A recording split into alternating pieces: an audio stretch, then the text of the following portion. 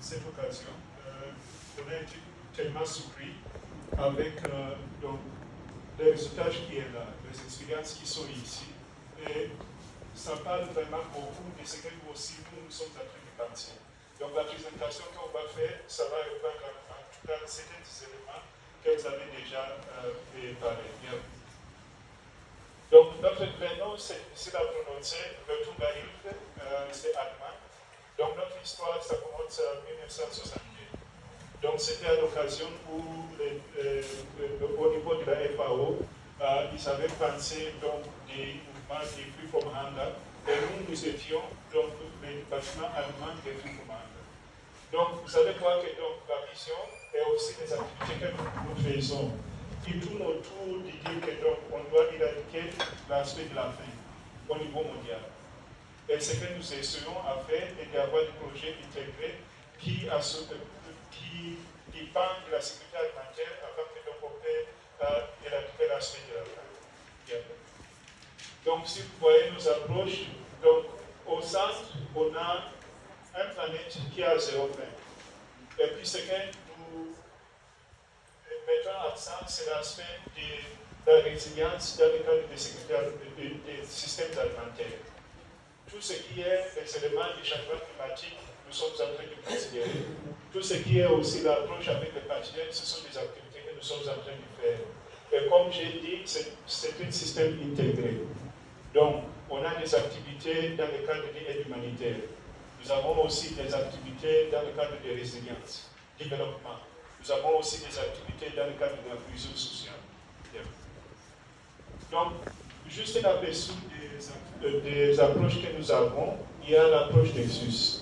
Donc, on a des activités humanitaires, comme j'ai dit, jusqu'au niveau de la paix. Et nous favorisons aussi la collaboration avec les services techniques concentrés au niveau du pays. Et nous avons aussi un accent sur la recherche-action. C'est pour cela vraiment on valorise le fait que donc, on est en train de travailler avec les universités, on est en train de travailler avec les centres de recherche, et nous sommes en train de parler des approches, par exemple, du réseautage, le FRN, et nous sommes en train de parler ici, qui est en train de nos valeurs.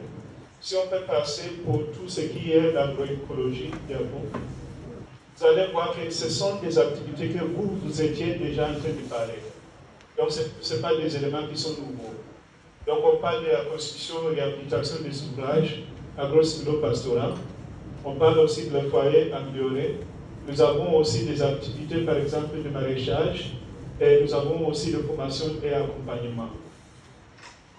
Dans la région du Sahel, nous avons plusieurs années d'opération. Au Burkina, on parle de 58 ans. À Mali, ça fait déjà 55 ans. Ici, au Niger, nous sommes en train de commencer, ça fait 11 ans. Donc, au Niger, par exemple, nous avons donc 3 régions, Tawa, Tillabéri et Difa. Vous allez voir que c'est déjà une histoire qui commence donc, en 2012, où on avait commencé avec des activités d'aide humanitaire, jusqu'à quand on a fait aussi le développement. Yeah. Donc, en termes de succès, en termes de résultats, vous allez voir que donc, on est un peu partout. Bertrand Hilfe est présent dans 36 pays. Et la majorité des pays dans lesquels nous sommes, les 17, ils sont en Afrique. Où nous avons touché pas mal de participants au projet, pas seulement à nous-mêmes, mais avec aussi les partenaires. Donc, on travaille plutôt avec les partenaires. À cause de cela, on a eu pas mal de succès. Les éléments qui sont là, on va vous laisser donc les diapos. Je ne vais pas j'ai plus le temps, mais je vais parler un peu donc, du fait que donc, on a créé un réseau des jeunes entrepreneurs au niveau du Burkina Faso. Et ça, c'était sous la base de donc, la production de la fertilité du sol et aussi d'autres projets innovants. On a travaillé avec des universités où on a mis donc, en place un réseau local qui utilisait les énergies vertes. Et on a parlé aussi donc, des activités aussi au niveau du Burkina dans le cadre de la collaboration, dans le cadre de la cohésion sociale. Au niveau du Mali, il y a déjà donc, des discussions qu'on a fait, des consultations sur les systèmes alimentaires, notamment à Ségou. Et ici au Niger, nous avons des festivals qu'on a déjà fait. notamment le festival de gastronomie, le festival de Mille et une Bouffe, où nous sommes en train de faire vraiment fêter le savoir-faire local de la production des aliments. Après tout cela, il y a toujours des défis. Et pour nous, les défis, ils sont liés à l'insécurité, les aspects d'accès, aussi la coordination.